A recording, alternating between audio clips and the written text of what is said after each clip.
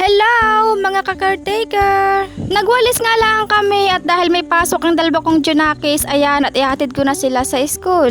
Ganyan nga palagi ang aming eksena pag ako ay maghahatid, ako ang nagdadala ng kanilang mga gamit. Ayaw ko nga na sila ang nagdadala ng kanilang gamit dahil may kabigatan din ang kanilang bag. Pagkahatid ko nga sa aking dalawang junakis ay umalis kami mag-asawa dahil kami ay may pupuntahan. Kailangan na nga na ipa-change oil ang aming service na ginagamit na tricycle. Mabilis lang naman kami nakarating dahil ito nga ay sa bayan lang ng Orbistondo. Libre lang naman ang pagpapa-change oil at ang nagastos nga lang namin dyan ay yung binili na langis. At dahil maagap nga kami nagpunta dyan ay mabilis lang din kaming natapos sa aming pagpapa-change oil. Magtanghali lang naman kami na nagpahinga at pagdating nga ng hapon ay nagwalis na ulit kami. Alas 4 na nga niyan pero ang sikat ng araw ay grabe pa rin makapanakit sa balat. Naglagay na nga ako ng sapin sa likod dahil nga para ako hindi naman matuyuan ng pawis. Dalawang puno ng mangga ang nagpapalit ng dahon kaya naman grabe rin ito makapagkalat. Hindi na nga kami nakapagwalis sa ibang side dahil hindi na nga kami nakaalis sa pwesto na yan, inabot na kami ng alas 5. Paghapon nga ay dyan talaga nakatutok ang araw sa lugar na yan. At dahil nga kailangan namin magwalis ay hala sige go pa rin kami. Dati nga kapag nagwawalis kami ay balot na balot ako, nakapajama at nakajacket. Pero dati nga lang yon at ngayon ay hindi na dahil pinapabayaan ko na, bahala na kung mangitin kung mangitin.